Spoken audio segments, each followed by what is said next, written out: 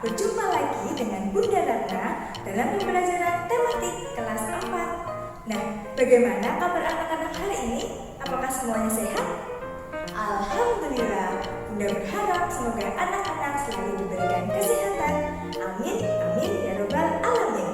Baik, anak-anak, hari ini kita akan belajar tematik tema 4D. Silahkan anak-anak siapkan buku dan alat tulisnya.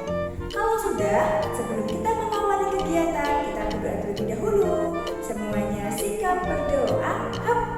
Before we start our lesson today, let's pray together. Pray begin. Bismillahirrahmanirrahim. Amin. Semoga nanti anak-anak dimudahkan ya dalam memahami materi. Nah, sebelum kita mulai belajar, Bunda mau cek semangatnya anak-anak terlebih dahulu. Kita akan tepuk, namanya tepuk belajar. Ikuti Bunda ya. Sudah siap? Oke, kita mulai. Tepuk belajar. Fokus, konsentrasi, duduk rapi. Aku pintar. Bagaimana? Anak-anak sudah tambah bersemangat? Oke, kalau sudah bersemangat, silakan anak-anak menyiapkan fokus dan juga konsentrasinya untuk menyimak materi dari Bunda berikut ini. Halo anak-anak hebat, pada pertemuan kali ini kita akan belajar tema 4D, subtema 2, pekerjaan di sekitarku. Silakan anak-anak siapkan buku dan alat tulisnya. Oke, kalau sudah, langsung saja kita mulai belajar hari ini. Nah, materi kita hari ini ada dua. Yang pertama yaitu tentang pesan moral suatu cerita. Yang kedua yaitu tentang makna sila kedua Pancasila. Oke, langsung saja kita mulai ke materi yang pertama, yaitu pesan moral suatu cerita. Apakah anak-anak tahu apa itu pesan moral? Ya, pesan moral adalah pelajaran berharga dalam sebuah cerita yang dapat kita jadikan pelajaran dalam kehidupan sehari-hari. Nah, sekarang anak-anak sudah tahu ya apa itu pesan moral?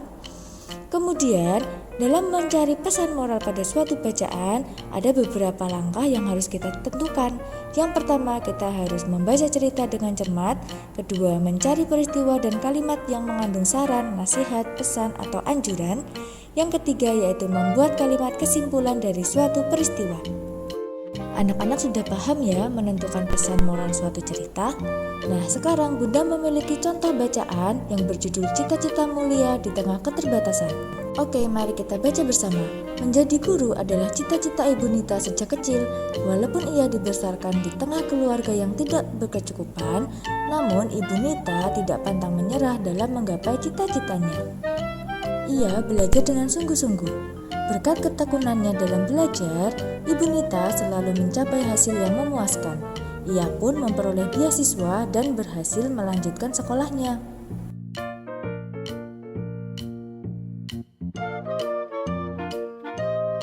Rintangan pun datang silih berganti. Ibu Nita tak pernah menyerah. Beliau tetap rajin belajar dan tidak putus asa. Semuanya demi menggapai cita-cita menjadi seorang guru. Kini, Ibu Nita berhasil menjadi guru di kota tempat tinggalnya. Ia menjadi guru yang dicintai oleh siswa-siswanya. Ibu Nita tetap tekun belajar untuk meningkatkan pengetahuan yang dimilikinya.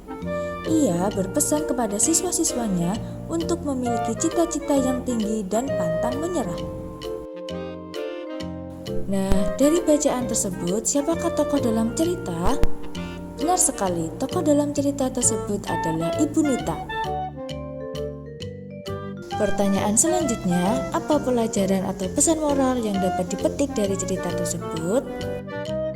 Ya, benar sekali. Pesan moral yang dapat dipetik dari cerita tersebut adalah sikap pantang menyerah dan ketekunan dalam meraih cita-cita. Bagaimana? Mudah bukan menentukan pesan moral pada suatu bacaan? Kalau anak-anak sudah paham, selanjutnya yaitu menyampaikan pendapat tentang suatu cerita. Nah, hal-hal apa saja yang diperhatikan dalam menyampaikan pendapat? Berikut adalah hal-hal yang diperhatikan dalam menyampaikan pendapat. Yang pertama, memahami tema cerita. Yang kedua, menuliskan pendapat dengan bahasa yang jelas dan singkat. Selanjutnya yaitu sila kedua Pancasila yang dilambangkan dengan rantai, berbunyi kemanusiaan yang adil dan beradab. Nah, Apakah anak-anak tahu apa makna simbol kedua Pancasila? Apakah anak-anak tahu? Ya, mata rantai segi empat melambangkan laki-laki, mata rantai lingkaran melambangkan perempuan.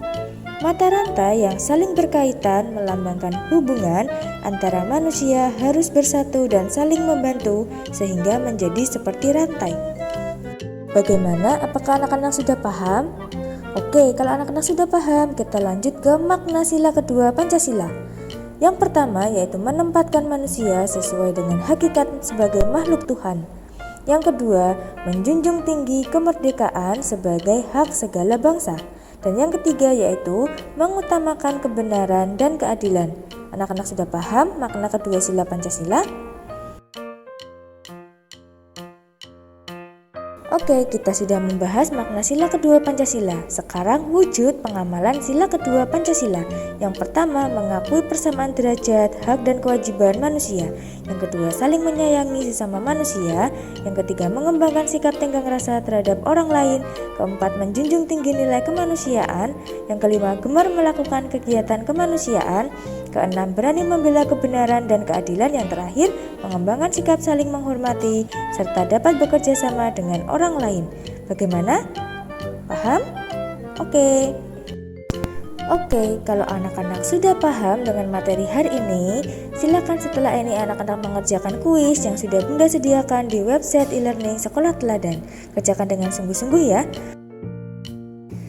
Bunda yakin anak-anak pasti bisa karena di teladan semua anak itu hebat. Nah, bagaimana anak-anak materi hari ini? Apakah anak-anak sudah paham? Oke, kalau anak-anak sudah paham, mari kita review sedikit materi hari ini ya. Kita sudah belajar tentang